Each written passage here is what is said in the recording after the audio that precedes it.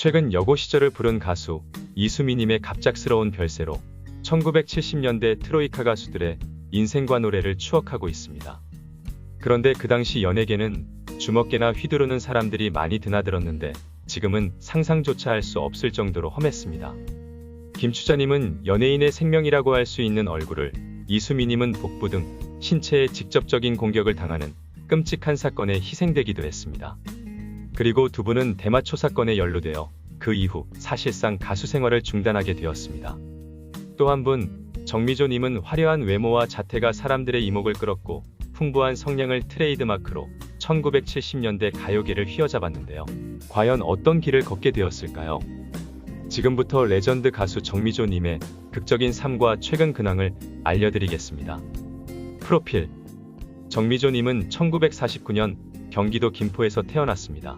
올해 72세가 되셨죠.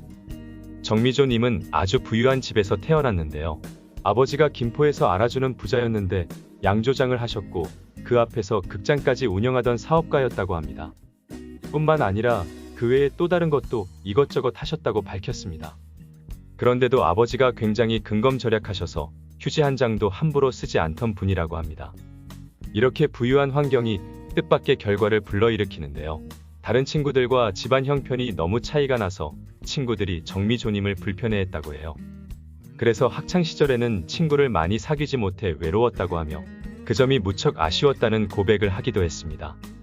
어머니는 화가 출신이었고 외가 쪽이 전부 미술 쪽이었는데 외삼촌 외사촌이 전부 그림을 그렸다고 하네요. 아버지는 사교춤 선생을 집으로 불러 어머니와 함께 배웠을 정도로 풍류를 즐기던 사람이라 정미조님은 어릴 적부터 재능을 마음껏 펼칠 수 있었습니다. 정미조님은 노래뿐 아니라 무용과 그림에 모두 소질을 보였는데 원래 꿈은 무용가였습니다. 어렸을 때 5, 6년 정도 무용을 해서 고등학교 때는 콩쿠르에 입상하기도 했습니다.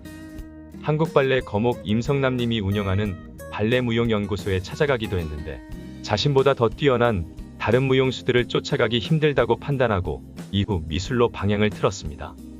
그 후 이화여대 서양학과에 입학했는데 신입생 오리엔테이션에서 부른 노래 한 곡에 운명이 바뀌게 되었습니다. 단번에 학교에서 유명인사가 되어 학내 공연을 다녔습니다. 그 정도로 특출난 노래 솜씨를 가지고 있었죠. 이화여대생 20명으로 조직된 8월 장병 위문 공연단에도 선발되어 베트남에도 다녀왔습니다. 그렇게 노래 잘하는 이대생 정미조를 모르면 간첩이라는 말이 나올 정도로 유명세를 얻게 되었죠. 정미조님은 대학 때부터 통기타를 치며 포크송을 불렀는데요. 특히 에디트 피아프와 이브몽땅을 좋아했다고 합니다. 이화여대 학교 축제 행사에 초대 가수로 패트김님과 기로균 선생님이 온 적이 있었는데 오프닝 무대에서 노래 잘하기로 소문이 났던 정미조님이 한 곡 뽑았습니다.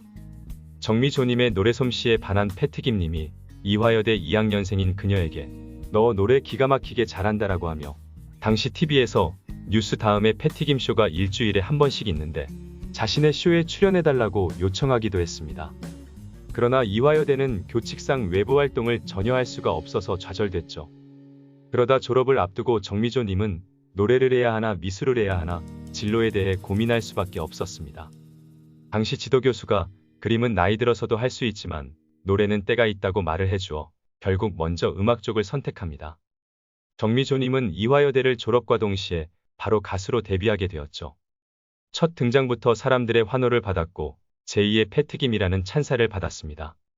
정미조님은 1972년 데뷔하자마자 개여울과 그리운 생각이 동시에 히트하면서 순식간에 벼락스타가 되었습니다. 당신은 무슨 일로 그리합니까? 참고로 개여울은 김소월님의 시를 가사로 만든 곡이죠. 그 후 1975년 휘파람을 부세요와 이듬해 송창식님이 작사 작곡해준 불꽃의 연속 히트로 인기 정상가도를 달리며 사랑의 계절 등 주옥 같은 히트곡을 줄줄이 쏟아냅니다.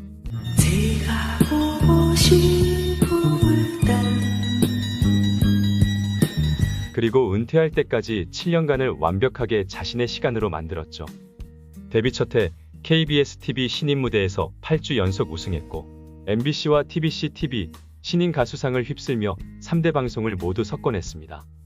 이후 MBC TV 10대 가수상을 2차례 수상했죠.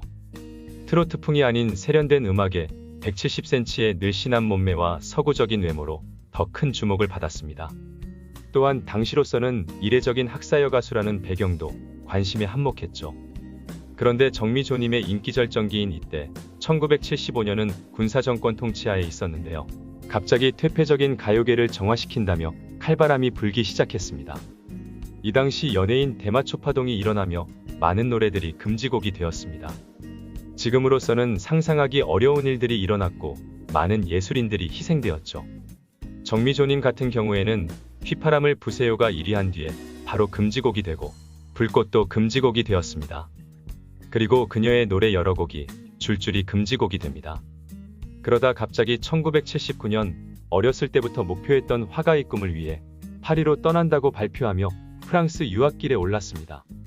그 후 2006년 TV에 출연해서 갑자기 파리 유학을 떠난 이유를 솔직하게 털어놨습니다. 그때 특별한 사유 없이 이 곡 저 곡이 금지되어 충격을 받았다. 더 이상 노래하고 싶지가 않았다. 이 같은 국내 상황에 실망해 노래를 그만두고 유학을 떠나자는 결심을 했다. 세월이 더 흘러 마음의 노여움이 사라지고 나서 정미조님은 이렇게 말했습니다. 노래 부르는 것을 너무 좋아해서 가수 생활을 시작했는데 2, 3년 동안만 하고 다시 그림을 그릴 생각을 하고 있었다고. 그런데 데뷔하자마자 히트하는 바람에 그렇게 있었고 7년 정도면 충분히 달콤한 외도를 즐겼다며 세월이 주는 용서와 여유를 보여주었습니다.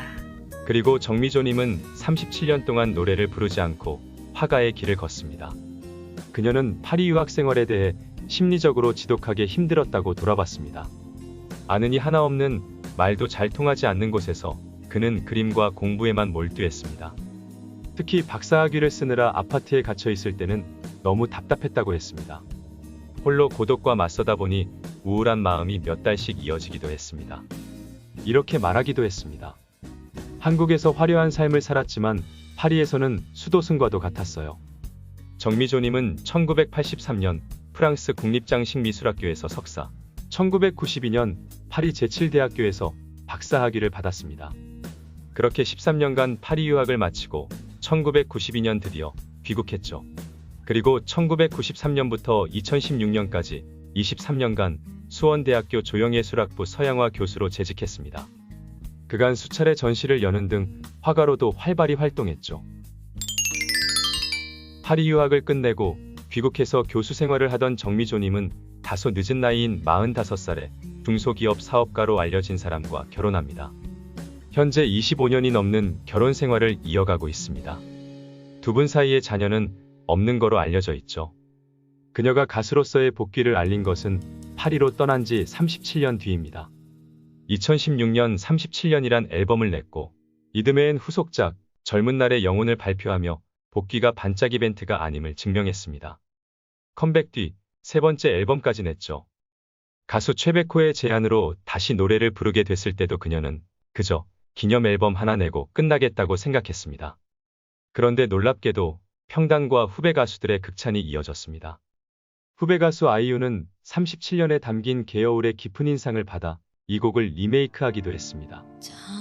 당신은 무슨 일로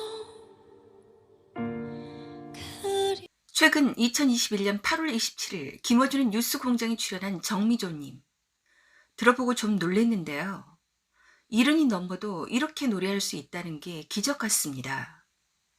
노래가 더 깊어지고 아름다워져서 저절로 눈물이 나왔습니다. 꼭 한번 들어보세요.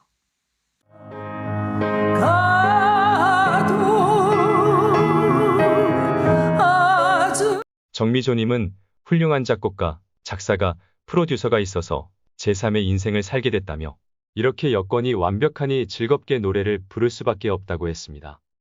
그리고 목소리가 나올 때까지는 계속 노래할 것이라고도 했습니다. 가수 정미조님이 부디 오래오래 건강하게 우리 곁에서 좋은 노래 많이 불러주시길 바랍니다. 무료 구독, 좋아요, 댓글, 알림 설정 부탁드립니다. 감사합니다. 좋은 하루 되세요.